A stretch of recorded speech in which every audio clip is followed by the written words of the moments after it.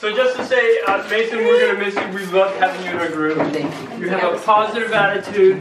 And I love the fact that with this mobile lifestyle, you've embraced it, and you've made friends, and you drink fully from the cup of this experience. And I think that's outstanding. And I love the fact you just jumped in, and you've made some really good friends. And you know that each one of these kids here would be your buddy, would back you up in a tough situation. And I love the camaraderie that you exhibit and that they exhibit with you. And we're going to miss you a lot. Okay, so we were just down in the village doing our Girls Empowerment Club. These girls are at high risk for trafficking and exploitation. And we were just doing an activity where the girls drew maps of places they felt safe and not safe, and they were talking about how they don't feel safe on the street because there's drugs and guns, and we're, you know, just kind of opening their eyes to where's safe, where's not safe. And then the girls leave and we're packing up. We shut the big door of where the church that we're in, and so we're kind of trapped on the street. Is your heart still racing? Yes. Yeah, mine is too. So what happens? So then we see two guys on a motorcycle, and this other guy pulls a gun on them, just pointing at their heads. Yeah. And we're like, oh my gosh. Like oh my gosh. 5 feet in front of us. We're like standing right there, and I'm just like, ah! He's like, oh my gosh, has a gun. There's a gun, there's a gun, there's a gun. And we were trying to find. And we had just shut the door to the church behind us, and it's really hard to open. So I'm like, get this salon, get this salon. So we grab all our stuff and run into the salon next door. Oh my gosh. But right, we're in the salon. They're like, oh, don't worry about it. It's no big deal. You know, they have guns, but they never shoot. So don't worry about it. You know, it just happens all the time here. And we're like, oh, okay. Okay. So this is why the girls don't feel safe in the street. Yes. Now we know. Now we know. That was said, it was true. It was true. They said nowhere. They said not even in front of their homes, nowhere in the streets they felt safe. Now we know why. Yep, exactly. Yeah, now we understand that stuff like that can just happen spur of the moment.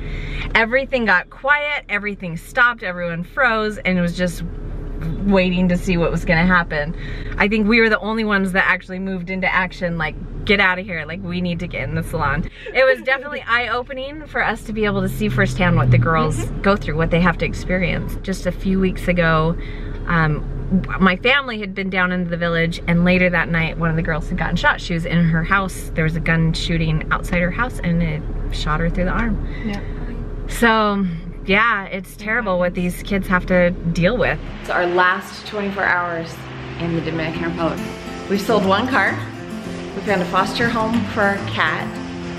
So we found somebody that's gonna watch her through the summer, and then I'm gonna fly back in the summer and get her. We have a going away party today at the pool. It's at the embassy. The Dominican Republic is so good to us. It's raining if you can't hear. So our house is pretty much empty. We've got some house help helping us today. Cleaning out our apartment. Everything's like pretty much empty and in piles. So this is a pile. This is the cat stuff and stuff that goes to my friends, and just. I can't believe tomorrow I'm gonna be waking up and going on an airplane. Yep. Where are we headed? New York. And how long are we there?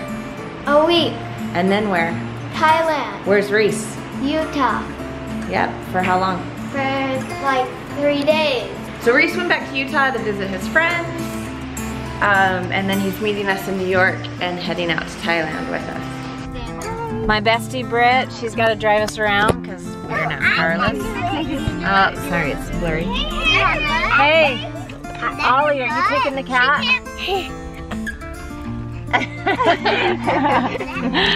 All right, we are dropping off Kitty. This awesome Christina. You okay being on YouTube? I guess so, sure. I got the So she is taking our cat for us for a couple months. This is my last time at the glorious embassy compound. This is where a bunch of the embassy people live, and it's like a little piece of heaven. So we've got some friends coming over, swimming at the pool with us for our last day here. Hola, ¿cómo está?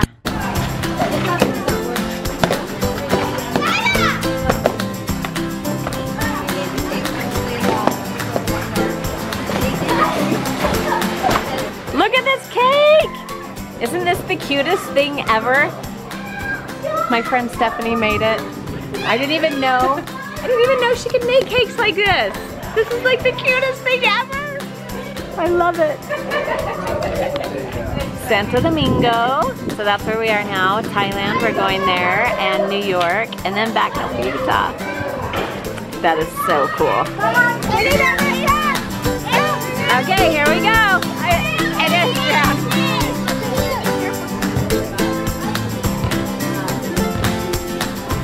So cute. Oh, he's a cutie. So our bags are all packed and ready to go. This is what we're taking. Everybody gets one carry-on bag and one personal item. So I've got a backpack. I'm sticking my purse in my backpack. So I have a purse and a backpack option. And then one carry-on. Everything's got to fit in there. I'm doing some reviews on some of the travel gear that we bought. So you can be watching for that. We got dry bags and some travel towels, so we'll be reviewing those. And here's our list of things that we had to accomplish today, like sell the van. Michael chipped a tooth. Super convenient time to chip a tooth the day before we leave. We had a super fun not birthday party, but going away party. Oh, I just love my people here. They're the best. Let's see, Michael painted the walls today, sold a car. I'm feeling pretty good about life right now. Feeling pretty good. Everything's wrapping up nicely. It is 9:08. Michael left at 9 o'clock this morning. So 12 hours.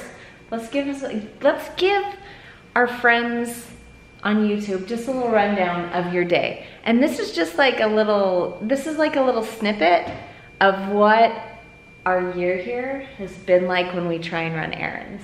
Well, I was supposed to go sign the documents for the car at 9, so I didn't get there till 9:30 because I knew it wasn't going to be at 9. Right. But it was 11. After waiting an hour and a half at 11, they told me they needed to make the contract. They told me to come back at 3. So I came home and I painted the apartment. Oh, and then my tooth cracked. 30, so I got there at 3:30. He wanted to give me a check and I said no. Good call. So we went to the bank and got cash. A wad of cash. A lot of, like a big looking, it looks like a lot of cash. It's not. We have a huge wad of cash. Hopefully we can get this in the bank at the airport. If not, we are traveling to New York with thousands of dollars in Dominican money, which is not convenient. For the car. So then I've got a big wad of cash. My backpack, we go back and sign the thing. And I go to then I'm supposed to go to the dentist. Or no, then I need to go to the lawyer to sign, to give her the contract. Why do we have to use a lawyer to sell a car? Because that's not normal in the United States. Gets the title from one person to the other. So, and so you pay the lawyer. I paid the lawyer, but there was a problem with the contract. They put me as Dominican and not as American, and so she was worried it wasn't going to get transferred. So then they had to go redo the contract while I went to the dentist to get my tooth fixed. I got to the dentist. Hey, Mace! He's been at the tramp park and pool and all sorts of stuff. Okay, back to you, Dad. Okay. So then got to the dentist. Got to the dentist, and I was supposed to be at the dentist at 5:30. I got to the dentist at 6 because everything else was running behind.